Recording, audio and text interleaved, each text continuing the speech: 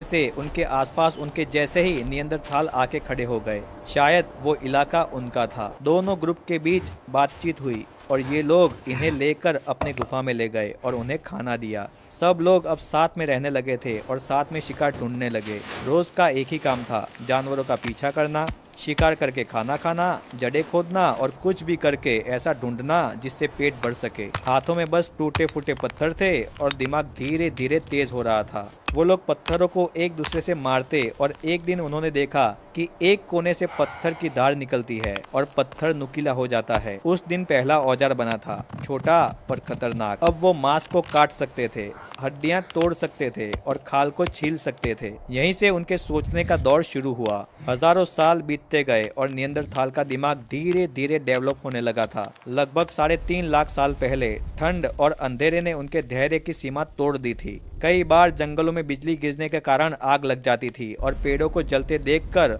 वो दूर से घबरा जाते और छिप जाते।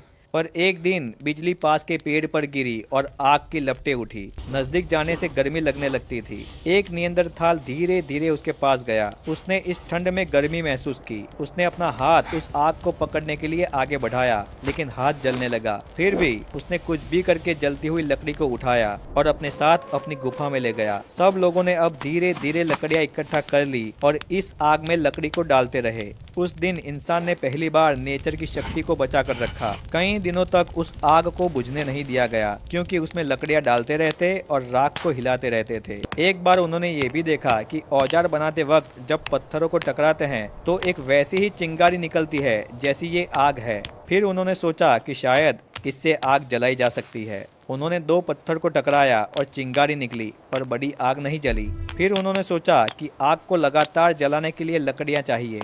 एक नियंदरथाल ने देखा था कि सूखी घास जल्दी जल जाती है, इसीलिए वो सूखी घास ले आया। जैसे ही 2 पत्थरों को रगड़ने से चिंगारी निकली तो सूखे घास के ढेर ने आग पकड़ ली। गुफा में रोशनी फैली और वही दिन था जब नियंदरथाल के अंधेरे युग का अंत हुआ। अब वो सिर्फ जीव नहीं रहे, वो सोचने वाले इंसान बन चुके थे। उन्होंने आग पर कंट्रोल करना सीख लिया था। ये लोगों ने लकड़ी के डंडों पर नुकीले पत्थरों को बांधा और भाले बनाए। एक बार झुंड बनाकर मेमोथ को घेर लिया और आग से उसे डरा डरा कर कोने में ले गए और उसके पैरों पर नुकीले पत्थरों से हमला कर कर उसे गिरा दिया। इतने बड़े मेमोथ को वो लोग घसीट कर गुफा में ले गए और सब लोगों ने इसे खाया।